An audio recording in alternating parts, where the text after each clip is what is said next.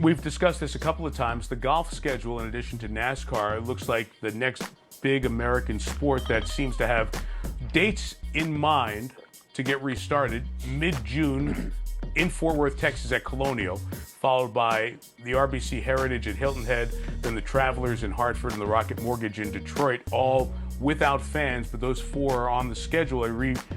Rescheduled season, candidly, with the PGA Tour, and that means rescheduling the life of Steve Sands, our buddy from NBC and Golf Channel, who is on the road with us so often and joins us. Steve, what are you hearing from all the folks who you are in touch with in the golf world about mid-June and getting restarted without fans for 4 weeks at least? They're excited, Mike. All the guys, the players, the caddies, the officials, everybody around the tour is really excited. I actually talked to a couple of players the last couple of days, and I said, teeing it up, putting a peg in the ground at Colonial on Thursday, June 11th. And they said they think it's north of 90%. They are really sure that the PGA Tour is going to come back on June 11th in Fort Worth, Texas. So hopefully that all happens, because all of us who are sports fans are really missing the games we love. And those of us who cover golf really miss getting out there with the guys and seeing them compete.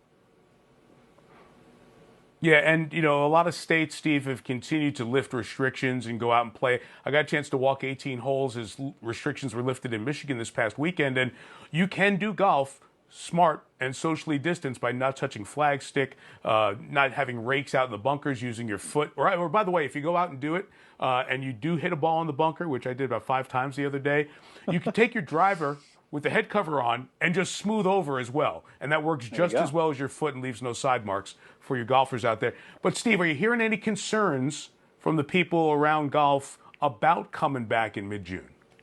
Yeah, I think the biggest thing, Mike, like everybody else in the world right now, it's about testing. Will the guys be safe enough to play? Will the guys in the group, the other caddies in the group, the starter on the first tee, the parking lot attendant, the people who are volunteering, the shot link people.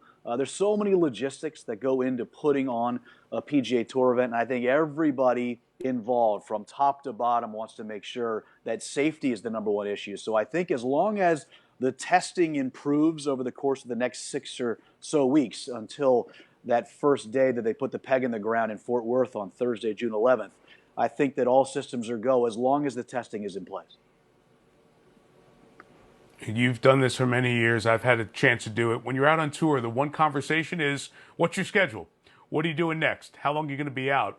When we look at the schedule for the major events, the majors, the FedEx Cup playoffs, the Tour Championship, it's pretty stacked in a pretty short window, and put the Ryder Cup in there as well. That, as every golf conversation I've had, has become the second or third topic. If we do get back, man, it's going to be great, but it's also going to be really tough on players in trying to figure out how to be ready to peak at these events. Yeah, you know what's interesting about that, Mike? I was talking to a couple of guys in the last 6 or 7 weeks since we saw each other at the Players, amazingly, almost 7 weeks ago in Ponte Vedra Beach. Right. The guys were saying that they almost started getting used to the schedule last year with the PGA Championship moving from August to May, and how stacked up all the big events were all the way through the FedEx Cup playoffs in August at the Tour Championship at Eastlake. And now it's going to be just shifted a bit, that they think that they have the schedule down from a year ago and how they were going to implement that into 2020. Now it's just going to slide a little bit, and it'll be a little bit more truncated, obviously. But I think the guys have a good grasp on where they are physically and mentally as they go through a season. And in a short time period, what they're hoping, a couple of guys have told me, is if you get hot, Mike, you could really not run the table and win all four perhaps, but you could win 2 or 3 of the 4 because they're so close together. A guy could get hot. Look out for that in golf. A guy could get hot, like making a playoff run. If you're a wild card team, sneak into the playoffs and get hot for 3 games and go to the Super Bowl. That could happen in golf in 2020 if that schedule comes through. It's a great point. Thank you. And we should point out that Steve did not break into Alex Ovechkin's house to do this interview. That is, in fact, Steve's actual house. He is that much of a Caps fan that even though in middle age, you have saved the headlines of the Caps winning the Stanley Cup. We don't have a lot to hang on to, Mike, so you might as well come upstairs and look at some of these beautiful pictures and headlines from a couple of years ago. The Caps should be playing right now here on NBCSN. We shouldn't be talking. I know. We should be watching playoff hockey right now. Yeah.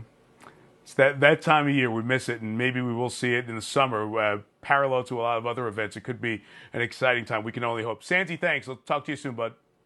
All right, Mike, be good. Take care.